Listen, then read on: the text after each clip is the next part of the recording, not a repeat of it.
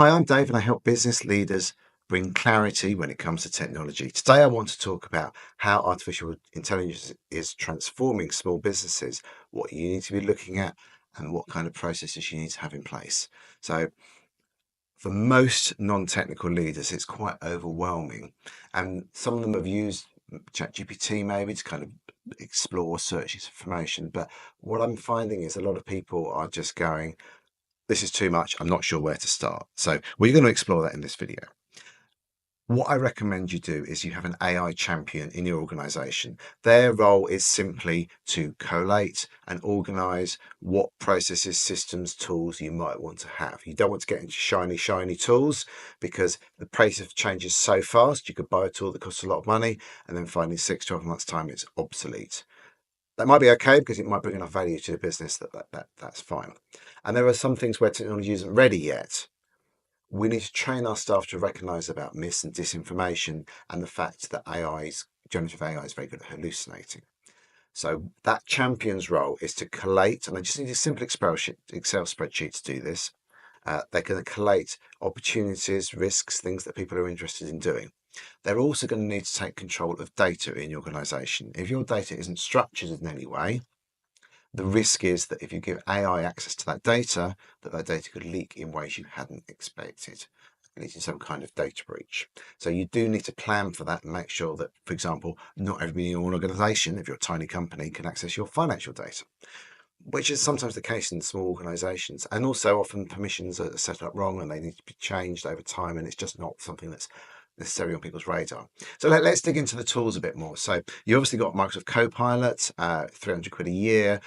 There's like 8 different versions of Copilot. It's very, very confusing, very complicated, but people are starting to use it. But it's very important you train your staff that it's there to augment what they do and not to generate content, because we don't want to create what's called AI slop, sending emails out to people that make no sense. I was talking to a developer yesterday and they've been getting information through that's clearly been written by AI. And while the words make sense, it's complete gibberish. So don't just wildly think you can just plug AI in and do magic. The areas that we're probably going to look at first, I think, are automating processes that take your team a lot of time and can easily be automated. Things like transferring information from one system to another.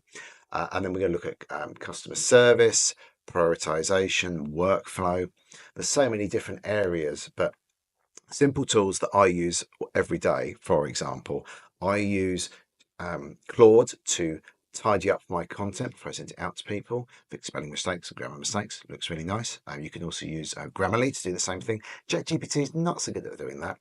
I use it to create scripts to automate things. Obviously, you don't want your staff doing that unless they know what they're doing, because those scripts are interesting, to put it mildly. And then another area that I'm looking at more is just asking it for help about as a coach, basically.